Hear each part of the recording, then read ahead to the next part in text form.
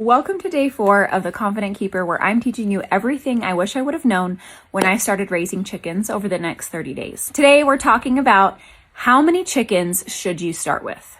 It's really easy to walk down those aisles of your nearest feed store, hear the chirping chicks, you start blacking out, and you just gather as many as you can. How many are you allowed to have in your area? 6 is a really common number if you're in the city limits or you're in a subdivision, so something to definitely keep in mind. So let's talk about minimums. 4 to 6 is the minimum I would start with. Chicken math is a real thing, okay? Maybe you don't know that yet, but it becomes like a whole thing. So chickens really like to have friends. Having 2 chickens pretty much guarantees you that one of them's gonna die. And then you're left with a lonely chicken. And then all of a sudden you're scrambling to try to find a friend. So just trust me, get at least 4. So there's a reason they're called a flock. They're flock animals. They like to have friends and buddies. Even if they're an independent breed who don't really like to stick with anybody, they want to know that they have friends.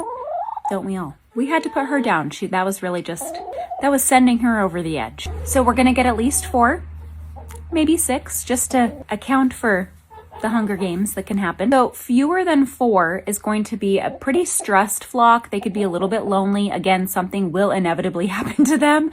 That is just the way the cookie crumbles. So trust me, get a few to account for things to happen.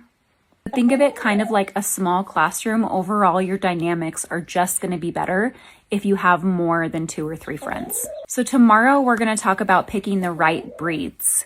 Is that important to you? Why is it important? What does that even mean to pick the right breeds? As always, if you don't want to spend the next 30 days going through this with me together, you can grab my guide that I wrote out for you from the link in my bio, and it walks you through point A to the end, and you can read it on your own time. And I'll see you guys next time.